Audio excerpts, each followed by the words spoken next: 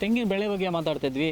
ತೆಂಗಿನ ಬೆಳೆ ಯಶಸ್ವಿಯಾಗಿ ನಾವು ಪಡಿಬೇಕಂತಂದರೆ ಅದಕ್ಕೆ ನಿಸರ್ಗದಲ್ಲಿ ಪರಾಗ ಸ್ಪರ್ಶದಿಂದ ಪರಾಗವನ್ನು ತಂದು ಬೆಳೆ ಇದು ಹೂವಿನ ಮೇಲೆ ಹಾಕಿದಾಗ ಅವು ಚೆನ್ನಾಗಿ ಕಾಯಿ ಕಲಿತು ಚೆನ್ನಾಗಿ ಒಳ್ಳೆಯ ಬೆಳೆ ಬರುತ್ತೆ. ಹಾಗಾಗಿ ಅದಕ್ಕೆ ನಿಸರ್ಗದಲ್ಲಿ ಅನೇಕ ಕೀಟಗಳು ಇದ್ದರೂ ಕೂಡ, ಈಗ ಪತಂಗ ಇರ್ಬೋದು ಅಥವಾ ಕಣಜಗಳು ಇರ್ಬೋದು, ಇನ್ನು ಅನೇಕ ಕೀಟಗಳು ಕೂಡ ಇದ್ದಾವೆ. ಅದರಲ್ಲಿ ನಮಗೆ ನಾವೇ ಬೆಳೆಸ್ತಕ್ಕಂಥ ಒಂದು ವಿಧಾನ ಅಂತಂದರೆ ಈಗ ಜೇನುನೊಣ. ಈಗ ಜೇನುನೊಣದ ಪೆಟ್ಟಿಗಳನ್ನು ಇಟ್ಕೊಂಡ್ಬಿಟ್ಟು ನಾವು ಜಮೀನಲ್ಲಿ ಅದರಿಂದ ಬರ್ತಕ್ಕಂಥ ಹುಳುಗಳಿಂದ ನಾವು ಪರಾಗಸ್ಪರ್ಶ ಮಾಡಿ ಇಳುವರಿ ತಗೊಳ್ಳಿಕ್ಕೆ ಅವಕಾಶ ಆಗ್ತದೆ. ಇದೊಂದೇ ಅಲ್ಲ, ಸೂರ್ಯಕಾಂತಿ ಅಂತ ಬೆಳೆಗಳಲ್ಲಿ ಕೂಡ ಭಾಳ ಅನುಕೂಲ ಇದು. ಎಲ್ಲೆಲ್ಲಿ ಈಗ ಪಾಲಿನೇಷನ್, ಈಗ ಪರಾಗಸ್ಪರ್ಶ ಬೇಕಾಗ್ತದೆ ಬೆಳೆಗಳಿಗೆ, ಅಲ್ಲೆಲ್ಲ ಕೂಡ ಜೇನು ಪೆಟ್ಟಿಗೆ ಇಡೋದ್ರಿಂದ ಭಾಳ ಅನುಕೂಲ ಆಗ್ತದೆ.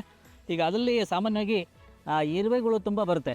ಇರುವೆಗಳು ತುಂಬ ಬಂದು ತೊಂದರೆ ಕೊಡುತ್ತೆ. ಹಾಗಾಗಿ ಆ ಒಂದು ಕಂಬಕ್ಕೆ, ಬಾಕ್ಸ್ ಇರ್ತಕ್ಕಂಥ ಕಂಬಕ್ಕೆ ನಾವು ಆ್ಯಂಟ್ವೆಲ್ ಅಂತಂದರೆ ಈಗ ಇರುವೆ ಬಾರದಾಗೆ ಒಂದು ಇದನ್ನು ಮಾಡಬೇಕಾಗುತ್ತೆ, ಒಂದು ಬಟ್ಲು ಥರ ಮಾಡಿ ಅದರಲ್ಲಿ ನೀರು ತುಂಬಬೇಕಾಗುತ್ತೆ. ಅದೇ ಥರ ಇನ್ನೂ ಬೇರೆ ಸುಲಭ ಮಾಡ್ತಕ್ಕಂಥದ್ದು ಗ್ರೀಸು.